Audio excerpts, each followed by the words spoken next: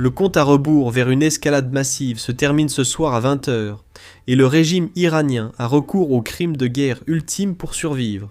Vous voyez, au lieu d'ouvrir le détroit d'Ormuz, les commandants iraniens font l'impensable. Ils diffusent des appels désespérés en direct à la télévision d'État, demandant à de jeunes enfants et à des étudiants non armés de former des chaînes humaines autour de leurs ponts et de leurs centrales électriques. Les mollahs sont prêts à sacrifier l'avenir de l'Iran, juste pour s'assurer de ne pas perdre leur emprise sur le pouvoir. Maintenant, avant d'entrer dans tout cela, voyons ce qui se passe déjà. L'une des plus grandes frappes a eu lieu ce matin. Les États-Unis ont ciblé l'île de Karg en Iran. Les États-Unis ont attaqué des dizaines de cibles militaires la nuit, dont des bunkers, stations radars et dépôts de munitions. Aucune des infrastructures pétrolières de l'île n'a été touchée. Le commandant dit qu'elles ont été délibérément laissées intactes. La frappe est censée être un message. Le message, c'est que les États-Unis peuvent détruire l'économie pétrolière de l'Iran s'ils le souhaitent. Vous voyez, l'économie pétrolière est la plus grande faiblesse du régime. Les finances des gardiens de la révolution dépendent des revenus pétroliers. Des frappes ciblées sur l'infrastructure énergétique de l'Iran pourraient exercer une pression intense sur leur capacité à continuer. Voici plus de détails. Un haut responsable de la défense israélienne vient de me dire que la plus grande vulnérabilité du régime islamique, c'est l'énergie. Ils décrivent le système énergétique en Iran comme le talon d'Achille de la République islamique, car environ 50% du PIB de l'Iran repose sur leur programme énergétique. C'est en partie pour cela que le président concentre ses menaces sur l'infrastructure énergétique en Iran. Le président comprend que, lorsqu'il s'agit du régime iranien, les deux choses qui maintiennent ce régime à flot sont leur infrastructure énergétique qui sert à acheminer de l'argent vers les gardiens de la révolution islamique, ainsi que les armes actuellement utilisées contre les forces américaines et leurs alliés dans toute la région et l'infrastructure pétrolière. Comme Fox le confirme, des dizaines de frappes américaines ont visé cette nuit l'île de Karg, source de 90% du pétrole exporté par l'Iran. Sont localisés. Cela montre que les États-Unis cherchent une fois de plus à envoyer un message final au régime iranien.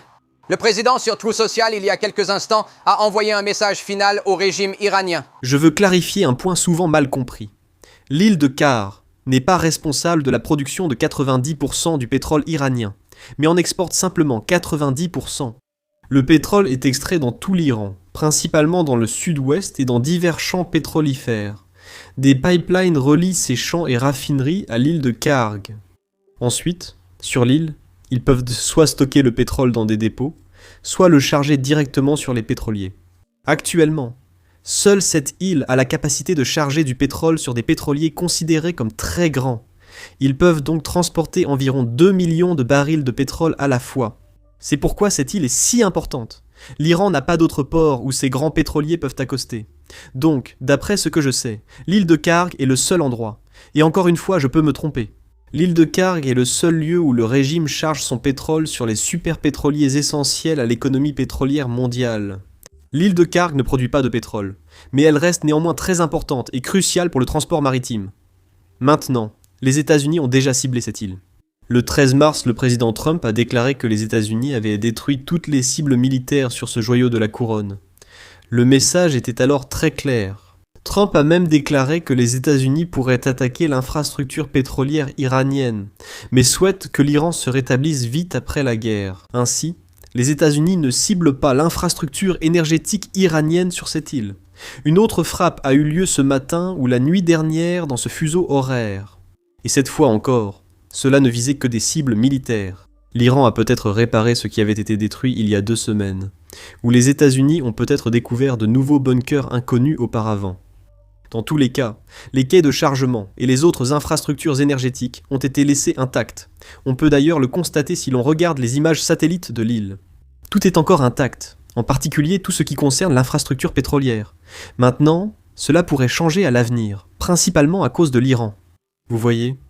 L'Iran lui-même cible les infrastructures énergétiques et les secteurs civils dans d'autres pays depuis le premier jour. Pour moi, il est insensé que l'Iran attaque l'Arabie Saoudite, le Qatar, les Émirats Arabes Unis, le Koweït ou Bahreïn. Maintenant, l'argument de l'Iran est que, fondamentalement, les États-Unis utilisent leurs bases dans ces pays pour lancer des attaques contre l'Iran. Et c'est pourquoi l'Iran riposte. Mais cet argument n'a pas de sens à plusieurs niveaux. Tout d'abord, l'Iran ne frappe pas réellement les bases américaines. Ils ont parfois frappé des bases américaines, mais la plupart de leurs attaques ciblent des infrastructures civiles. ports, aéroports et immeubles résidentiels. Mais le point le plus important dans l'argument de l'Iran, c'est que l'Iran n'a en réalité fourni aucune preuve que les États-Unis utilisent effectivement l'espace aérien ou les bases des pays du Golfe. L'Iran affirme avoir transmis aux pays du Golfe des preuves de l'utilisation de leurs bases et espaces aériens par les États-Unis, ainsi qu'à l'ONU. Mais le problème, c'est qu'ils n'ont jamais rendu cette preuve publique, et je pense que s'ils avaient une preuve indéniable, ils la rendraient publique. L'Iran sait que sa seule voie de survie est de gagner la guerre de propagande. Et s'ils avaient des preuves qui pourraient convaincre le monde que leurs attaques sont raisonnables, ils les rendraient publiques. Je pense qu'ils n'ont en réalité pas les preuves, et c'est pourquoi ils se contentent de faire cette affirmation sans la soutenir par des preuves. Maintenant, en plus des affirmations iraniennes, les pays du Golfe nient en fait avoir donné aux États-Unis la permission d'utiliser leur espace aérien et leurs bases. Nous savions déjà avant la guerre que ces pays avaient annoncé qu'ils n'accorderaient aucune permission de ce type. Pourtant, dès le premier jour, l'Iran a attaqué des immeubles résidentiels et des aéroports dans tous ces pays. Maintenant, c'est ici que je veux partager quelque chose qui a fait l'objet d'une enquête au cours de la dernière semaine. Un média français, France 24, a mené sa propre enquête. Ils ont principalement analysé des images et vidéos publiées sur les réseaux sociaux. Ils ont trouvé des preuves montrant que le Koweït a autorisé les États-Unis à utiliser son espace aérien pour des lancements de missiles. Mais les preuves datent du 24 mars et du 31 mars, c'est à peu près un mois après le début de la guerre. Et c'est quelque chose que nous avions en fait prédit au début. Si l'Iran continue de frapper les pays du Golfe, même s'il n'avait pas initialement donné la permission aux États-Unis d'utiliser leur pays, eh bien, ces pays finiront par être obligés de donner cette permission. Réfléchissez-y. Si vous êtes attaqué sans raison, vous finirez par soutenir les États-Unis et leur permettre de s'assurer que l'Iran ne recommence pas cela. L'Iran pratique un véritable terrorisme, notamment économique, et veut mettre toute la région à feu et à sang. Ces pays font pression sur les États-Unis, qui finissent par arrêter la guerre contre l'Iran. Maintenant, une autre raison qui soutient cet argument selon lequel l'Iran mène essentiellement un terrorisme économique, c'est qu'ils attaquent Oman, un pays qui n'a en fait aucune base militaire américaine. Et en plus de cela, Oman est un pays qui est très ouvertement pro-Iran. Et malgré cela, l'Iran a frappé Oman à plusieurs reprises. C'est parce que leur stratégie consiste essentiellement à mettre la pression sur chaque pays du Golfe, car ces pays se retrouvent dans une situation très particulière. Vous voyez, beaucoup de ces pays ont des monarchies, ou je pense que presque tous ces pays ont une monarchie. Mais ils ont aussi une population qui est très opposée à Israël. Donc, ces pays ne peuvent pas s'impliquer publiquement dans la guerre où Israël se bat contre l'Iran, parce que leur propre population serait très en colère. Et c'est précisément pour cela que l'Iran cible ces pays, et pas les autres. Parce que la Turquie a aussi une base américaine. Pourquoi l'Iran ne cible-t-il pas la Turquie ? Parce que l'Iran sait que si la Turquie s'implique dans cette guerre, alors il n'aura plus aucun pays pour le couvrir sur le plan diplomatique. L'Iran pourrait aussi cibler l'Azerbaïdjan. Mais nous savons que l'Iran a trop peur de le faire parce que l'Azerbaïdjan a largement la volonté politique de s'impliquer si l'Iran continue de cibler. Et en plus de cela, juste au début de cette guerre, l'Iran a accidentellement envoyé 2 missiles dans l'espace aérien azerbaïdjanais. Très vite, le président iranien est passé à la télévision en direct pour s'excuser auprès du président azerbaïdjanais. L'Iran craint vraiment l'Azerbaïdjan car il sait que ce dernier a la volonté politique de s'impliquer. Il sait aussi que les pays du Golfe manquent de volonté politique ou sont moins enclins à s'impliquer en raison de leur situation intérieure.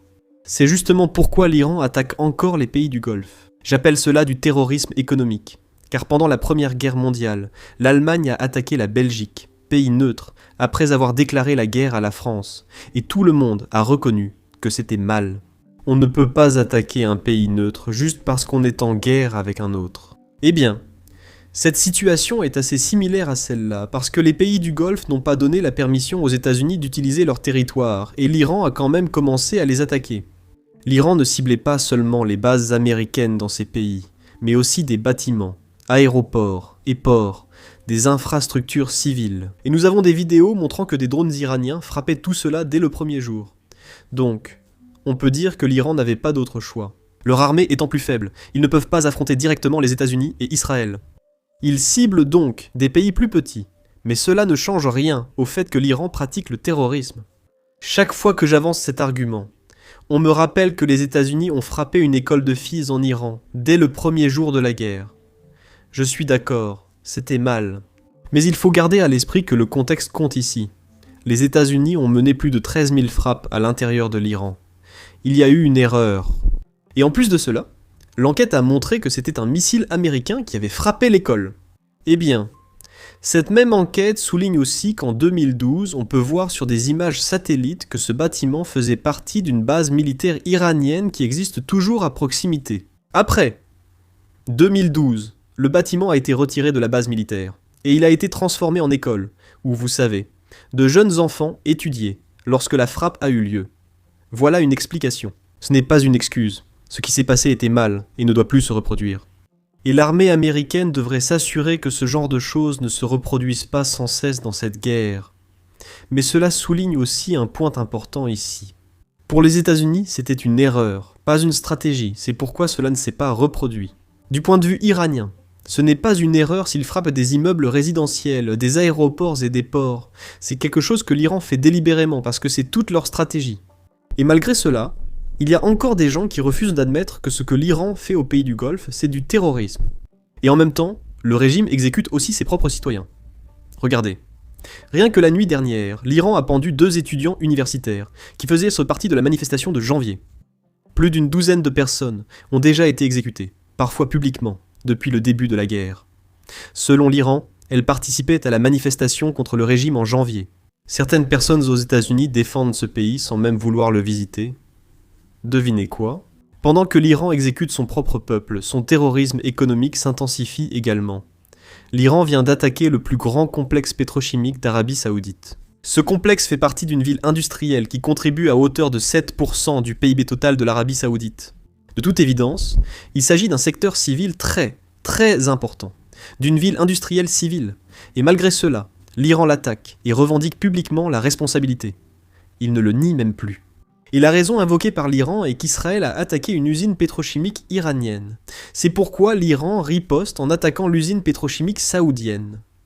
Comment cela peut-il avoir du sens ?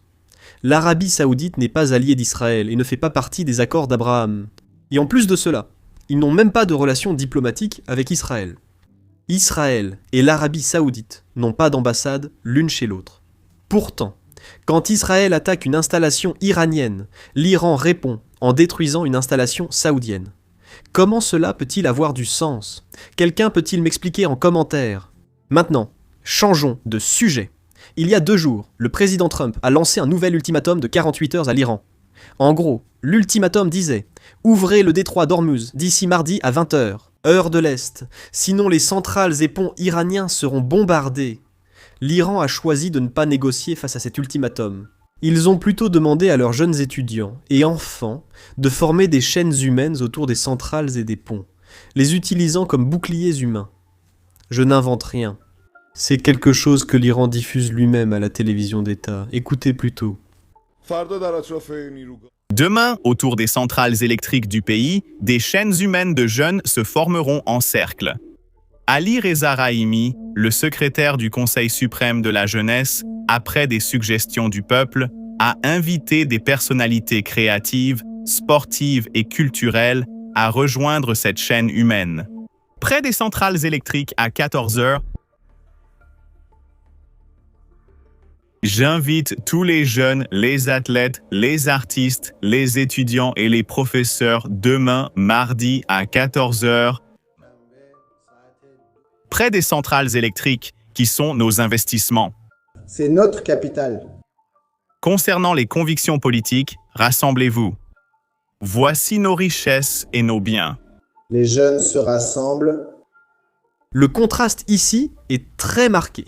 Les États-Unis ont risqué la vie de centaines de soldats et des centaines de millions de dollars d'équipement pour sauver un seul aviateur qui était coincé en Iran. De l'autre côté, nous avons l'Iran, qui est prêt à risquer sa jeunesse, son avenir, simplement pour protéger ses centrales électriques qui alimentent le CGRI. Comme vous pouvez le voir sur les images à l'écran, les Iraniens forment déjà une chaîne humaine autour de ces sites que les États-Unis menacent. C'est une manière répréhensible de mener n'importe quel type de guerre. Mais c'est exactement comme cela que le régime a toujours fonctionné. Pendant la guerre Iran-Irak, dans les années 1980, Khomeini a envoyé des garçons de 14 ans sur les lignes de front. Il leur a offert ce faux collier, affirmant qu'en mourant pour l'Iran, ils iraient au paradis. L'Iran a perdu des centaines de milliers de ses jeunes, à cause du lavage de cerveau auquel Khomeini lui-même a participé. Maintenant, ils essaient de reproduire la même stratégie. Et bien sûr, il va sans dire que les États-Unis ne devraient pas frapper, lorsque des civils forment une chaîne humaine autour de la cible. Peu importe combien de civils l'Iran tue dans d'autres pays, les États-Unis ne devraient pas descendre à ce niveau. Heureusement, pour ceux qui refusent en cette frappe, un précédent montre que les délais fixés par Trump ont déjà été repoussés. Voici un graphique du Wall Street Journal, partagé par le président Stewart, un autre YouTuber, qui montre qu'une date limite fixée au 21 mars a d'abord été prolongée de 5 jours en raison des négociations, puis encore prolongée à plusieurs reprises. Maintenant, la nouvelle date limite est mardi, soit ce soir. Mais encore une fois, ce matin même, le président Trump a fait une nouvelle déclaration, disant en gros que cette date limite ne changera pas. Si l'Iran ne négocie pas avant 20 h, les attaques auront lieu. Écoutez bien. Je viens d'avoir le président au téléphone. Il m'a appelé et j'ai dit, écoutez, si vous deviez donner des probabilités, quelles sont les chances que cela se termine par un accord négocié?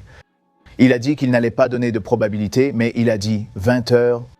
Ça va arriver, c'est ce qu'il a dit. Il a dit que si on en arrive là, il y aura une attaque comme ils n'en ont jamais vu. Pour l'instant, il maintient cette position. Il a dit que si les négociations avancent aujourd'hui et qu'il y a quelque chose de concret, cela pourrait changer. Mais à cette heure-ci, il ne voulait pas donner de probabilité, mais il a dit que cela avançait selon les plans que nous avons. C'est quelque chose de très important. Et évidemment, nous pensons tous que c'est un message qu'il envoie pour dire « ne faites pas ça ». Il dit qu'il ne veut pas le faire, mais à cette heure-ci, il s'y tient et dit que cela pourrait arriver s'ils ne viennent pas à la table des négociations. Maintenant, une chose à clarifier ici, c'est que si vous bluffez, vous devez aller jusqu'au bout du bluff. Si vous commencez à montrer des signes de faiblesse à l'avance, alors cela n'aura tout simplement aucun impact. Seul le temps dira ce qui va se passer, espérons que c'est un bluff. Maintenant, pour comprendre pourquoi l'Iran agit comme il le fait en ce moment, nous devons revenir en arrière et voir comment l'Iran en est arrivé là aujourd'hui. Cela ne signifie pas simplement revenir à 1979 lorsque la révolution islamique a eu lieu. En fait, nous devons remonter encore plus loin, à l'époque où la dynastie Qadjar régnait sur l'Iran au XIXe siècle, et examiner comment les décisions prises par la classe dirigeante à cette époque affectent encore l'Iran aujourd'hui. Eh bien, devinez quoi? C'est ce que nous faisons dans notre podcast en plusieurs parties sorties aujourd'hui. Donc, si vous êtes quelqu'un qui s'intéresse à l'histoire de l'Iran et à la façon dont nous en sommes arrivés là aujourd'hui, allez absolument y jeter un œil. Vous pouvez le regarder en cliquant sur les liens dans la description, ou vous pouvez simplement le regarder en cliquant sur l'écran de fin qui s'affiche, en gros en cliquant sur la vidéo qui est sur votre écran.